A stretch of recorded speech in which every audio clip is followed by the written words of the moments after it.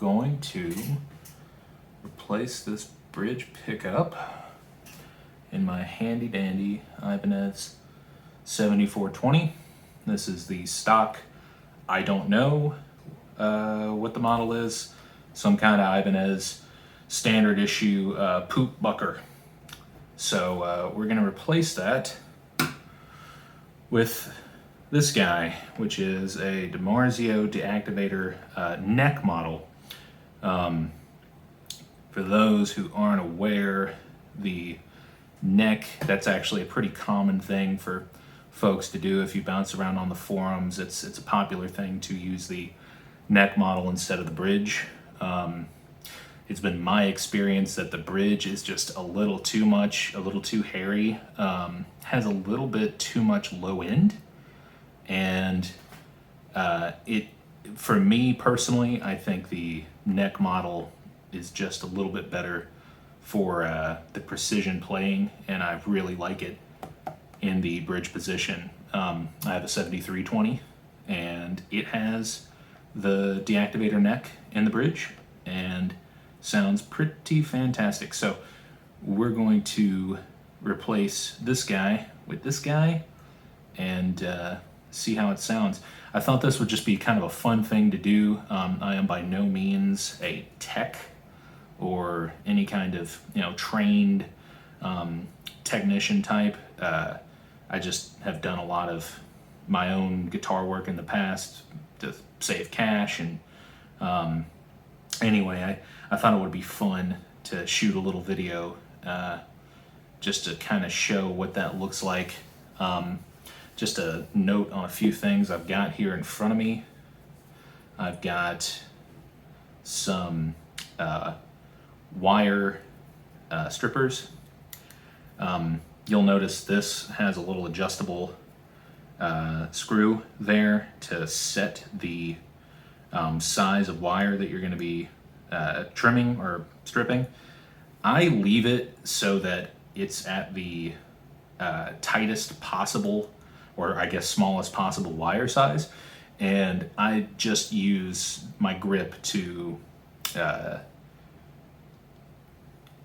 control how much, what size of wire I'm going to be stripping. I found that's a lot easier than trying to set the exact perfect size and determine on that. And I mean, to each their own. I actually have a pair that is got separate holes, like what you'd see, an electrician have with all the different gauge sizes, from whatever it is. I think it goes probably from 12 gauge to 24 or something like that. But anyway, I found that for the guitar stuff, the wires are so small that your average south wire pair of wire strippers that you might get from Lowe's or Home Depot doesn't actually work particularly well. So I prefer a set like this. This is something I got in engineering school, but I'm sure you can find something similar on Amazon or whatever.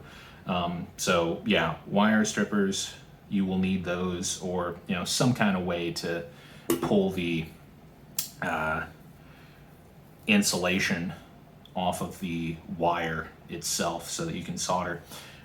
I have got some needle nose pliers, just basic little set, nothing special. I'm sure these came from Harbor Freight. Screwdriver, of course, my screwdriver of choice, the pink handle, because it's pretty. I've got some, not steel wool, but I actually don't know what this stuff is made out of, but this is just a little container of some steel wool substance. This might be brass, I don't even know. Anyway, you use this to clean the tip of your soldering iron, which is important. You get a lot of globbed on solder, especially working on existing stuff.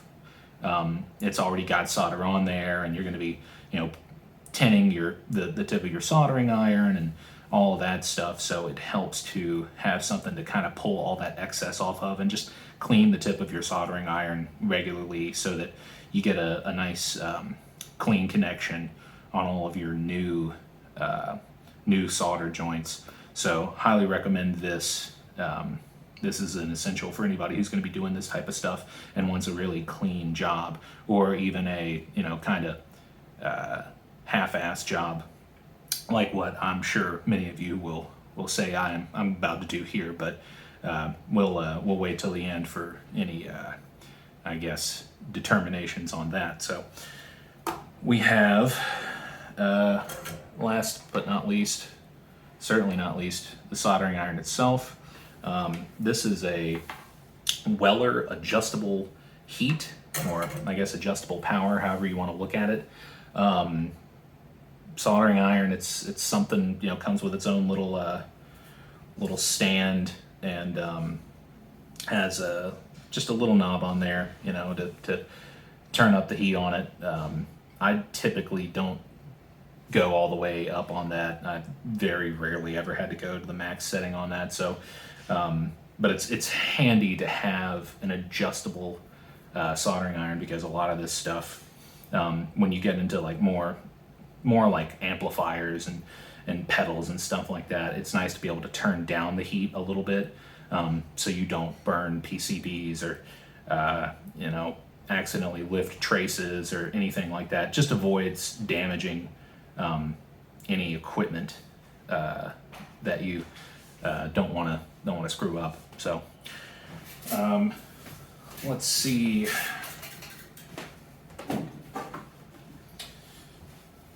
I've got some solder here. This is a 60-40 mix, or I guess 60-40. I don't know if mix is the right word, but anyway, just some regular lead solder, and the lead stuff is really what you want. It's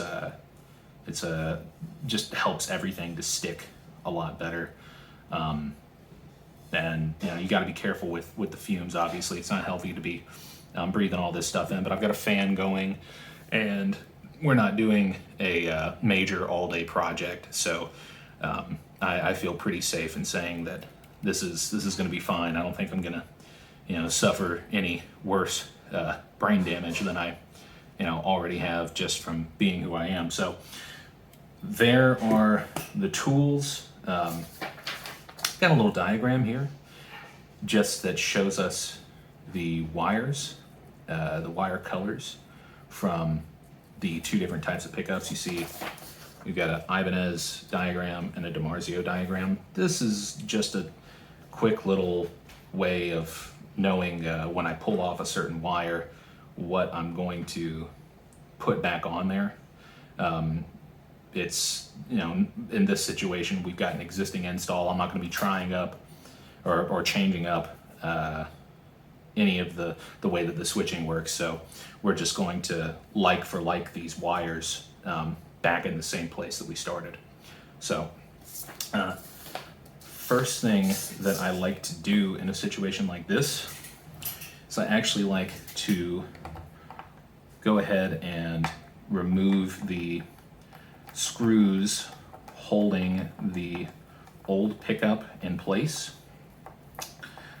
And I do this so that a lot of the time what you find when you get into the back of these guitars is the cable connecting these pickups is the same color between the bridge and the neck, and a lot of the time those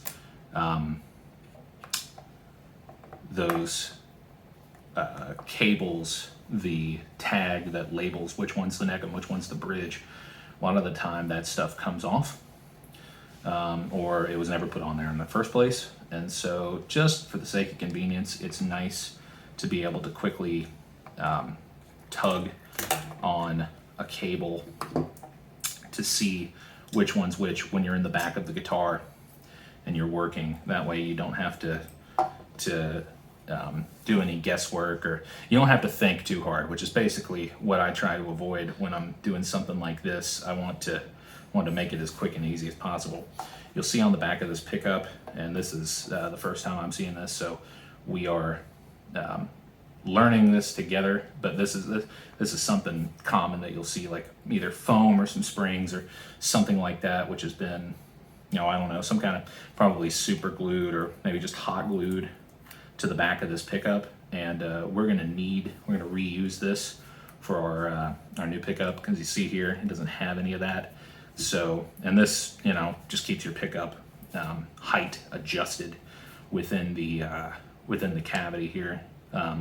Gives resistance against those screws and keeps it snug, so that you don't have your pickup bouncing around or whatever. But you see that peels off nice and easy. The whatever they've stuck this on with still has a little bit of tacky left, so we can probably just stick that right back on here, and I bet we won't even have to reapply any adhesive or whatever, because once you screw that in, the pressure of the screws itself is going to hold that in place.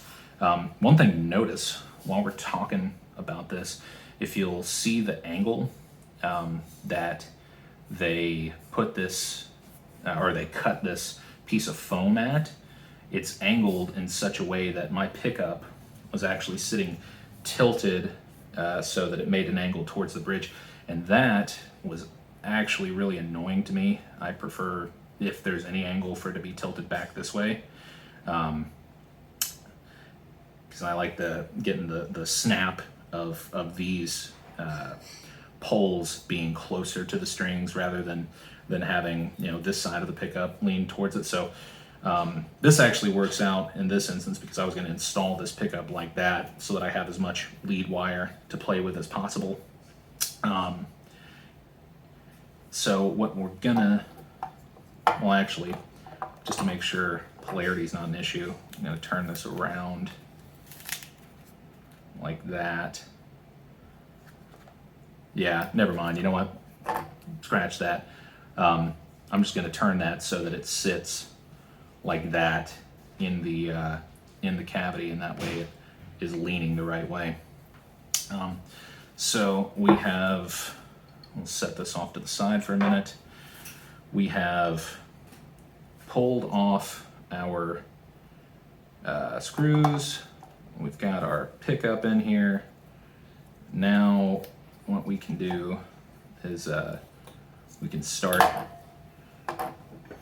desoldering some stuff. I'll flip this guy over. I've actually got if you guys notice, there's a little angle here. I got a little tripod that holds the guitar neck up, and I like that. I like having that angle to work on, because it's just a little bit nicer than having everything lay flat and you're dangling directly above it. So let's go ahead and pop this control plate off. I know this is the most exciting part of any video, watching somebody unscrew screws, but it is educational, because I am a professional unscrewer or screw unscrewer, something like that. Either way, I do this a lot, so you ought to notice my technique, what I got going on here. Maybe you could pick something up, or maybe you have some critiques of how I'm working the screwdriver. Be happy to hear any of those out. But I think I've really got this down to a science. Sometimes I like to see how fast I can do them, but not right now. This is just like casual mode, not even really going hard at it. So, if you're thinking about calling me out and saying, oh, I can unscrew those faster, you better think again, because, that was like, 5% of my power. So yeah, just check that at the door.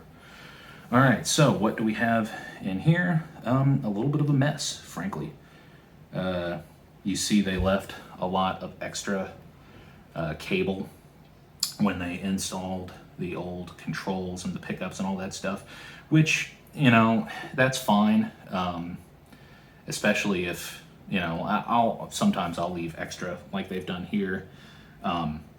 because I plan to swap a few different pickups into a guitar, I tend to try a few things out when I get a new guitar, and I'm not sure if I'm just thinking, I'm not confident with what's going to sound good in it, and I'll swap through. So leaving a little bit of extra lead's actually not a bad idea if you plan to do that. But once you get on something, get something that you're settled on, I'd say go ahead and trim this stuff up to where it's not all this extra bundled cable, because it just makes for a mess when you get back here. What I'm gonna have to do, I'll have to clip that off, and then I've got all these wires that I'm dealing with, and they're all kind of going everywhere, so that makes this a little bit difficult. But that does bring up an important point. One tool that I don't have and I should have had was some snips for this.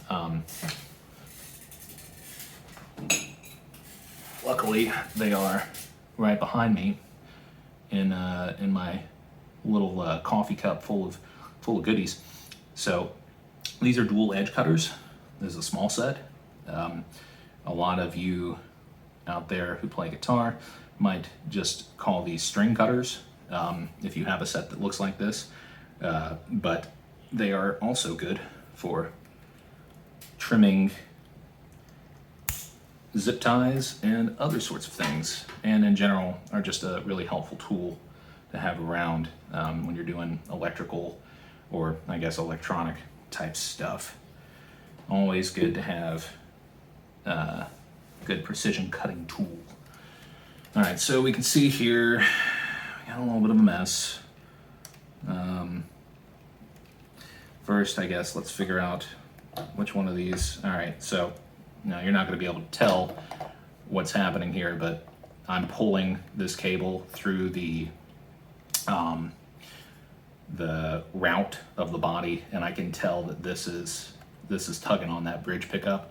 So, and as I mentioned earlier, you can see we have, two cables that go to the pickups, and if I hadn't done what I had done, loosening that bridge pickup, it might be a little bit hard to tell what's going to what inside of this cavity, or which pickup.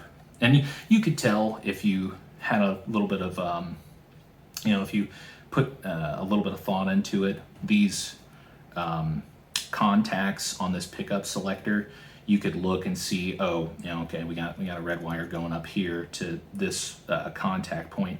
That's clearly going to the bridge pickup, just based on what the where the selector would be. But like I said earlier, that requires thinking, and I'm trying to avoid thinking at all costs if possible. So this is where our little map that I had earlier comes in handy, because you can see here, luckily this time we've got what looks to be matching colors that are going, the colors from this pickup wire match what we've got from our diagram that I pulled off the internet. This is from, I don't think I mentioned this earlier, this is from a website called guitarelectronics.com. Super helpful for pickup wiring diagrams and stuff like that. If you haven't visited and you do this type of stuff and you're like just kind of getting your feet wet, so to speak, I would recommend guitarelectronics.com. They have a humbucker wire color code, and it just has like all the different manufacturers of pickup, stuff like this, where you've got like OEM get to like the Ibanez and Jackson and things of that nature. You've got the wire colors defined for you here. They've got all the aftermarket DiMarzio, Seymour Duncan, Lundgren, bare knuckles, all the basically anything you could think of. For the most part, that is a main line big manufacturer. They've got that stuff covered. So this is going to be super helpful for us. what I'm gonna do, typically what I would do is I would take a picture of this guy and I would use that picture to tell me where I need to put my new wires. In this instance, since I'm using my camera currently to talk to you all, what I'm going to do instead is I'm going to draw out the conductor assignments here, or where they're landed on this switch. I'm just going to draw like a little diagram of the switch, and then we will be able to use that to translate basically. So I'm going to grab a pen. All right, so we've got our switch here with, let's see, that's find a solid surface here. 1, 2, 3, 4, 5, 6, 7, 8. 5, 6, 7, 8. Is that right? 1, 2, 3, 4, 5, 7, 8. Yep. And many people who have done this before are looking and laughing at me, probably because they're thinking, "Oh, come on, that's an import style 5-way switch. Of course it has, 8 terminal points or whatever." Yeah, well, I'm not so well versed in these things and don't have the memory to keep all that stuff in my head. So I got to draw pretty pictures. So there. So that's going to be our switch. You see we've got the orientation right. That's important. And we said this guy right here, right? That guy. Yep, that guy is our bridge pickup connector. So you've got red, I'm just going to do it with initials, coming there, and then you've got your, what's all coming out of this? Looks like we might be missing one of the colors. I'm not seeing the blue wire come out of this guy. Could make this a little bit complicated, but hopefully not. We've got our black and white tied to that point right there, and the black and white wire in this case is shown as tied together on our diagram. So we've got black and white on the 5th point,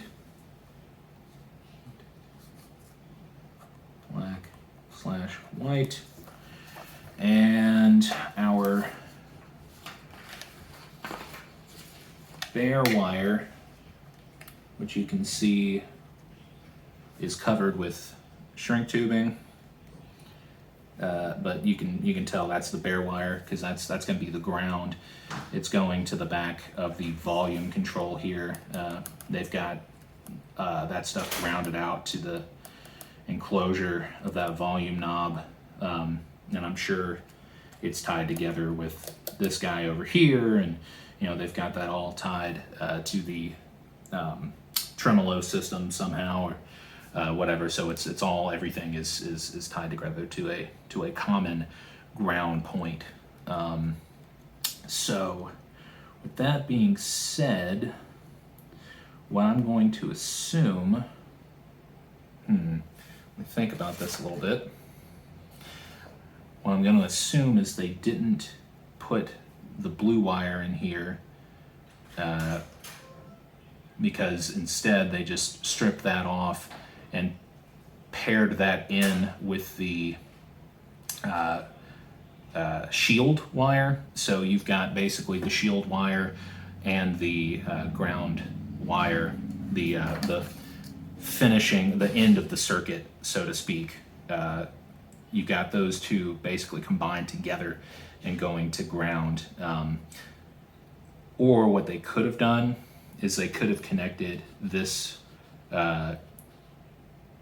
this lead, this wire, off of the end of the coil directly to the back plane, the metal plate of that pickup, which is what, thinking about it, they probably did. They probably connected it back here, and then they just took that bare shield and they're going to tie it to the ground here. So basically, you have this tied here, and then that goes out. And electrically speaking, that's the same. It's equivalent, since they'd be connected to the same point over here.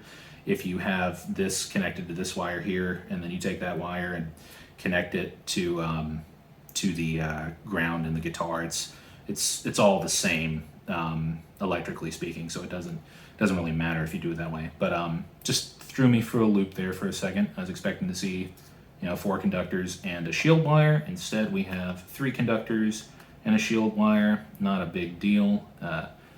What we'll do is we'll just, with our DiMarzio pickup, we'll be taking the green wire and the shield wire together and tying them to that volume pot inside of the guitar. So without further ado, let us do some, oh yeah, almost forgot.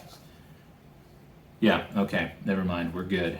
I've got this marked off, and we're going to desolder these old leads. I say leads, I believe that the folks from across the pond will say leads. That's probably not technically right.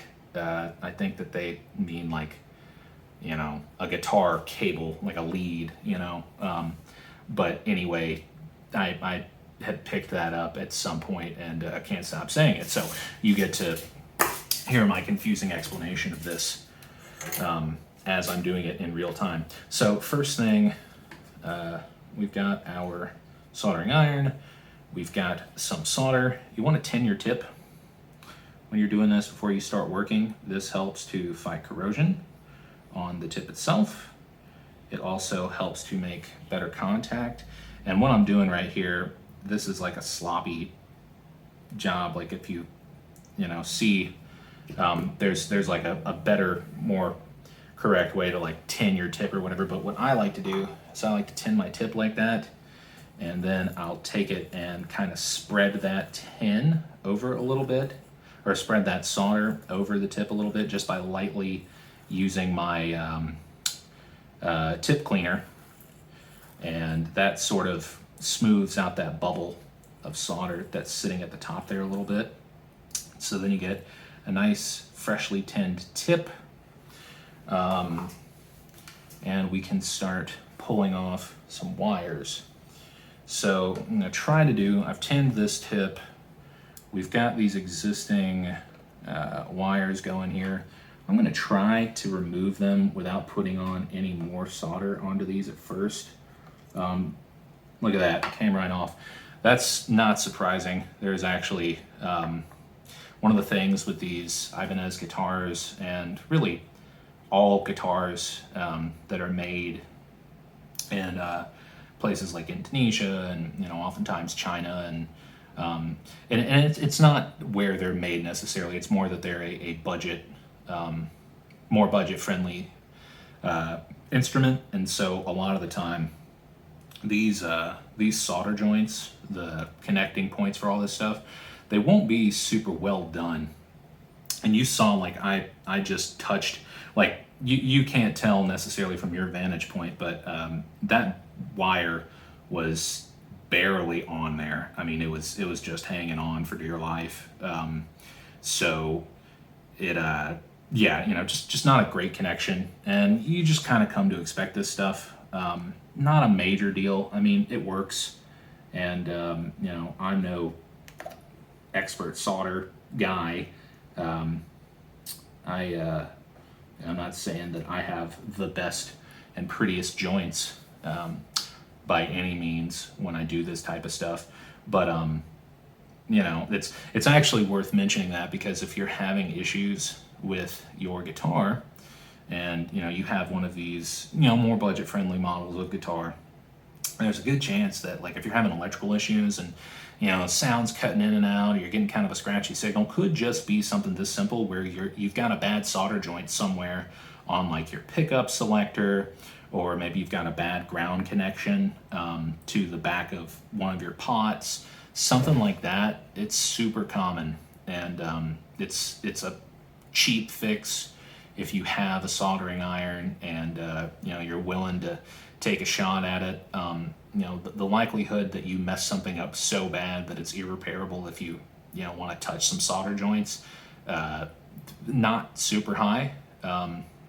You know, if you're smart about it and don't go sticking your soldering iron on a point too long and burning stuff up, or, you know, burn yourself or something like that, it's pretty unlikely you're going to do any permanent damage. So yeah, just a little tip there if you are having issues with your guitar and you don't want to take it in somewhere. You know, I wouldn't recommend taking it to somewhere like Guitar Center, not necessarily because they do a bad job, just because it's hard to know what level of service you're going to get with a Guitar Center. You know, there are some that have really great techs, but a lot of the time there are guys in the local area who, you know, have a you know, a small shop or something like that, who, you know, if that's how they make all their money as a technician, it tends to be that if they've hung around for a little while, they're usually reasonably reputable, and you can take it to you know, some small local electronics or, you know, instrument repair shop and have a better go of it than you necessarily would taking it to Guitar Center, whose primary function is not to repair instruments but to sell them. And again, you know, I'm not here to talk ugly about Guitar Center. It's just, you know, you got to think, you know, you got to go to you know, right place for the job.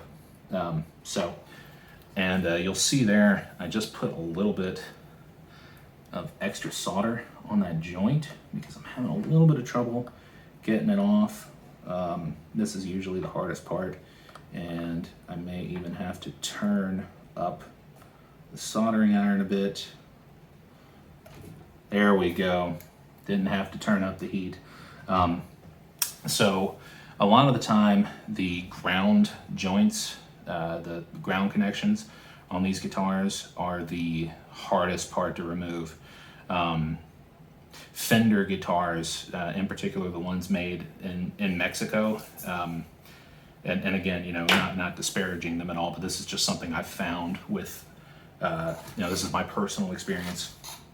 Something about the made in Mexico Fender guitars, the ground joints on those tend to be really tough to get off, and I almost always find I have to apply a little bit of new solder to the joint to spread out that heat a little bit. I don't know if it's what the deal is there, but anyway, it's just something I've found to be the case with those guitars in particular. Great guitars, and you know, I've had nothing but good experiences with them. Just a little quirk about working on them. So let's see here. There is our old pickup wires, all desoldered like, and sometimes I like to get in here and just kind of give the rest of these ground wires a tug, because I like to see, you can see I kind of caught that wire a little bit in the crossfire, and you know, if I was doing a more careful job, that wouldn't have happened. But you know, I'll be quite honest with you, I plan to probably replace this neck pickup at some point anyway, and so, you know, I'm not super concerned that I caught the outside of that cable, but let it be known, you shouldn't generally do that, but you know, I'm doing a lazy job here, so, and I'm just not that worried about it, frankly. So like I said, it's probably going to come out. Let's go ahead and pull that bridge pickup out though.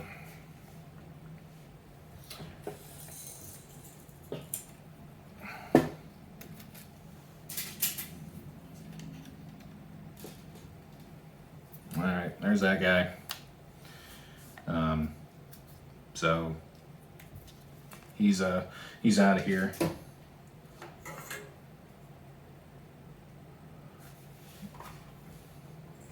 Just gonna obsess a little bit over here and clean this tip off a little bit more than what I had done.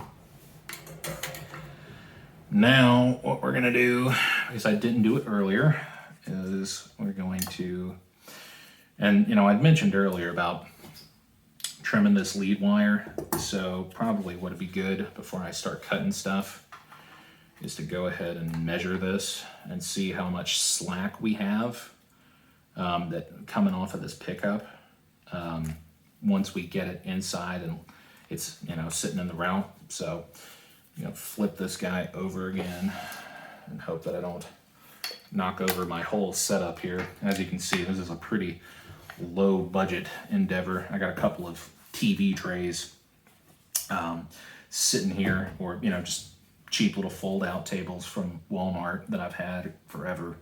And right now my desk where I normally do this is just absolutely full of stuff, including computers and other test equipment and things like that. So it's just not really prepped to do any kind of actual work on. So I just said, hey, I know, I will do a crappy little, you know, make a crappy little table out of these things, and there you go.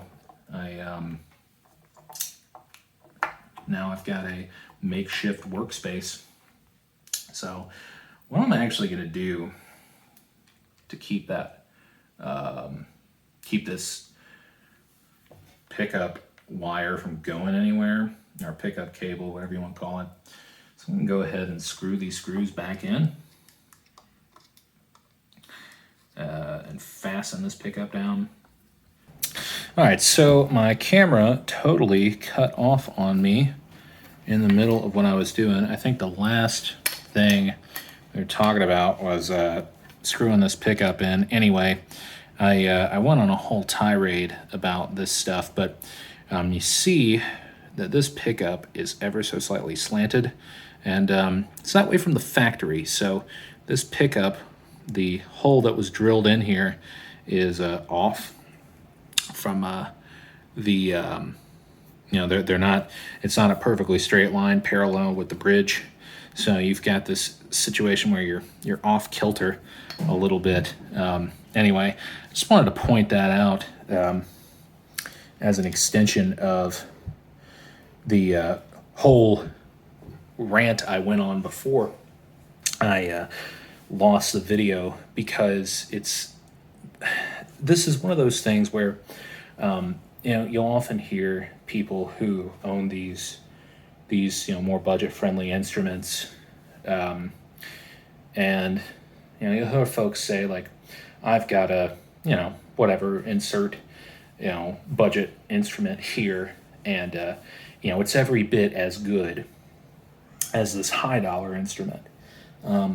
And in some ways, you know, I'm sensitive to the argument, because what you ultimately care about if you're a performing or a recording musician is you want something that is, you know, highly functional. You want, you know, that is the most important feature, is that you have something that sounds good, plays well, all of that stuff. And you can get that out of a budget instrument like this 100%. I mean, you know, this is my personal guitar, and you know, I'll say it does play well, and with this D Activator bridge pickup, I bet it's going to sound you know, rock solid. It's going to work for what I needed to do, which is, you know, be a gigging guitar. That being said, where I feel like people, and this I think comes partly from, you know, people who may own these instruments, but they don't necessarily get in here and work on them, or they don't install new pickups or stuff like that. They just don't, they when you modify a guitar, or when you're open it up and inspecting the guts and stuff like that, you tend to get a much better idea of what is actually going on inside of the instrument. And so, I point out this crooked pickup mount as one of those things that you'll see sometimes with this budget stuff. And it's not to disparage it. It's just to say, I'm making this argument. I'm having this conversation because, it's a lot of people get this idea that it's all, you're just paying for name or whatever with this higher end stuff.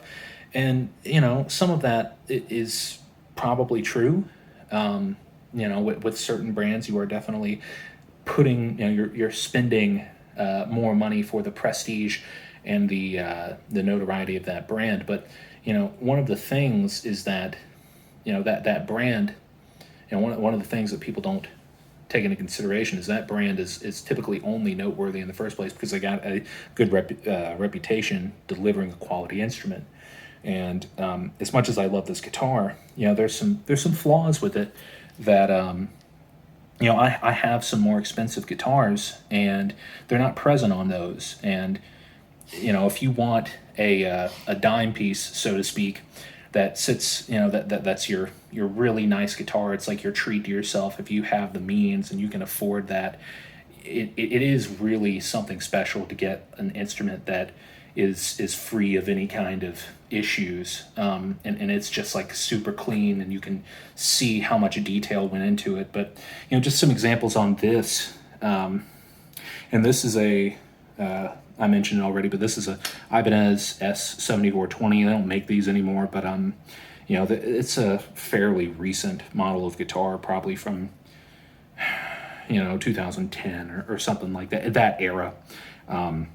Anyway, some of the things that I've noticed with this one is, so you can't, I don't know if you can see particularly well. There you go. You can kind of catch it. The routing inside of these pickup cavities and the bridge, they didn't really finish that very well, and it's rough to the touch. It's not sanded all the way down like on some of the nicer stuff, and they didn't take the time to finish that in all black like you might see on a more high grade or higher dollar instrument. And again, nothing that affects the functionality, but it does. It is those little attention, those little pieces where a little bit of extra attention to detail can really make an instrument extra special for you, if that's the sort of thing that matters. Some other stuff, so you can see here, like where this screw, they went to screw this for the back plate, the control cavity cover. They went to tighten that screw down, and they actually, I don't know how well you can see that, but waiting for that camera to focus. There we go. So you can see they actually chipped away too much when they screwed that in, and there's like wood missing. So they drilled that screw too close to the cavity cover, or maybe this cavity cover wasn't cut to spec, or this cavity rather wasn't cut to spec, or the cover for that matter. So you just get stuff like that. The actual screws themselves that hold the neck in, it's a little hard to tell, but from the angle that I can show the camera. But these screws are not a perpendicular angle, a perfectly perpendicular angle to the body. They're actually off by quite a bit. This screw in particular is crooked, kind of like that into the body. It's it's not that severe, but and you could see when I lifted it up, the finish around those holes was not. It didn't. The finish of the body did not extend to the hole itself, so you got like a little bit of that unfinished mahogany pushing through. And again, it's all to say that you know, there are things that you are getting when you spend more money on the more expensive instruments. You know, it's not all just for the prestige of saying, you know, I own, you know, a name brand, whatever it is, you know, an Ibanez Prestige or, you know, I guess LA Custom Shop or whatever it is. You know, there are actual differences in the construction and in the fine details. You know, if that type of stuff doesn't matter to you, then it's fine. You know, and there's a place for all these instruments. Like I said, I love this guitar. I think it works great. I wouldn't, you know, I wouldn't use anything else, frankly, for what I'm doing at the moment. It's a great feeling guitar. I love the S shape. I actually really like the bridge. A lot of people are kind of sour on, and I can't remember what the model name is that they put this tremolo. The low, is it the low TRS or some kind of, or maybe the ZR? I think that's it. Maybe the ZR trim. I can't remember exactly what this is, but I actually think it works really well. It holds tune. The adjustments, the adjusters all work really good, really well. So yeah, this has been a little bit of a rant about guitar quality and stuff like that, but I think it's, you know, it's something worth talking about while we've got this thing open and we can really inspect some of the things that you can see. So my camera cut off and I lost track, and so I actually put the new pickup in already. You saw me de-soldering and removing the old pickup out of the body, and I have installed the new pickup. You can see here I've got the red wire. This is the new DiMarzio pickup. I've got the red wire from that pickup tied back into that point that we showed earlier on our sketch. You can see here.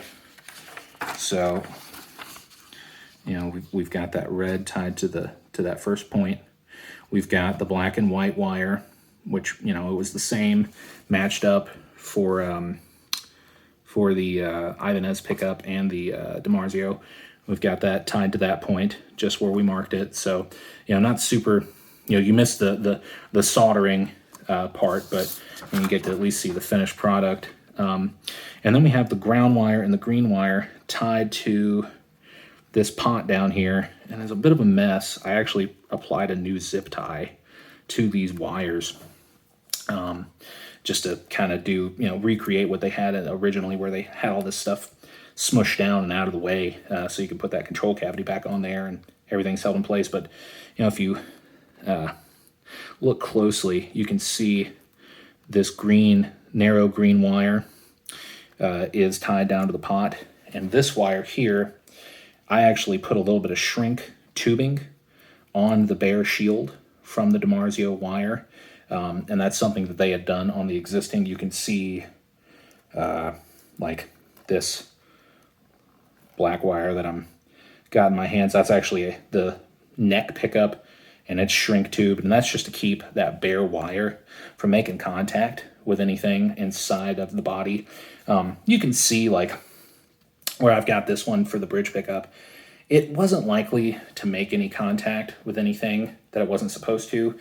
You know, maybe if something got pushed, or, you know, some, you know, disturbance or whatever, you know, there was some, you know, shenanigans that went on, maybe you could have seen this bare wire making contact with one of the terminals on the input jack, but unlikely that was going to happen. But nonetheless, I shrink tubed it just to, you know, have that little extra security of knowing it's not going to make contact, because that is just a bare wire from that pickup. So there's no insulation or covering on it, and that's how they are from DiMarzio. So anyway, that's about the gist of what we've got going on inside of here. I just, you know, apologize that my camera I lost that footage of me actually putting it in there. I mean, it's much the same as what you saw while I was desoldering. You just want to make good contact with your soldering iron to each of these points, and touch your wire down once stuff is heated up. If ideally, you like both components to be heated, and so I'll typically, I have that tin, I have that solder that I put on the wire, and there's already solder on these terminals, so I'll heat up the terminal and I'll touch the